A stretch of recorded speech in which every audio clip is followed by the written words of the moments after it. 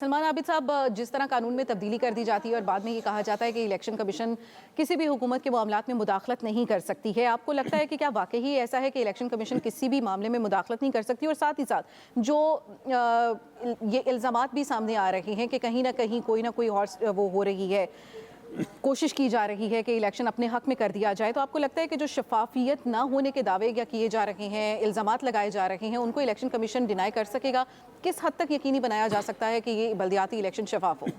देखिए, इस मुल्क में जहां आम इंतखाबात शफाफ नहीं होते, वहां हम ये अज्यूम करके बैठ जाएं कि सूबाई हुकूमतों के कंट्रोल में रहते हुए कोई शफाफ इंतखाबात हो सकेंगे या इलेक्शन कमीशन कोई बड़ा शानदार किरदार अदा कर सकेगा लोकल गवर्नमेंट के इलेक्शन में, जो वो फेडरल इलेक्शंस के अंदर या मरकज़ी इंतखाबात के अंदर नहीं कर सका। एक बात।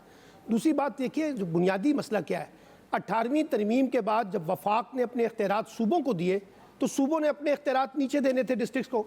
अब पाकिस्तान में कोई भी सियासी जमात, कोई भी हुकूमत बुनियादी तौर पर इख्तियारात की निचली सतह पर मुंतकली के लिए तैयार नहीं है, चाहे वो सियासी हो, चाहे वो इंतज़ामी हो, चाहे वो माली हो। आर्टिकल 140A और आर्टिकल 32 पे कोई अमल नहीं करना चाहता।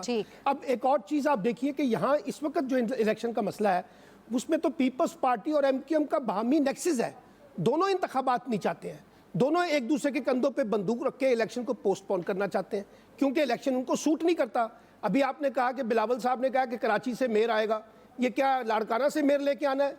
कराची में आपकी सीटें कितनी है? और अगर आपने वाकई मेयर लेके आना है तो फिर इलेक्शन करवाएं।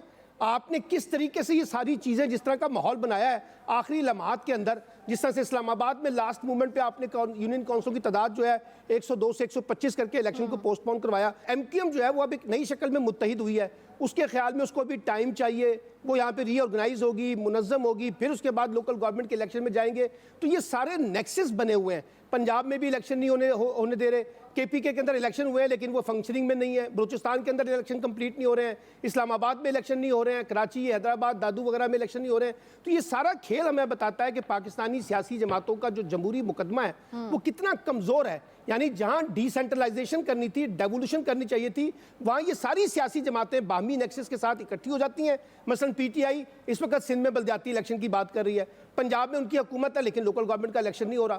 तो इसलिए सब जमातों का ट्रैक रिकॉर्ड ठीक नहीं है और यही वो वजह है कि पाकिस्तान में ग्रास रूट लेवल के ऊपर डेमोक्रेसी और डेमोक्रेटिक इंस्टीट्यूशन और लोकल गवर्नमेंट स्ट्रांग नहीं होते। और पाकिस्तान में इस वक्त इनकम्प्लीट डेमोक्रेटिक प्रोसेस है क्योंकि एब्सेंस ऑफ लोकल गवर्नमेंट में हम इसको कंप्लीट डेमोक्रेसी का मॉडल नहीं कह सकते।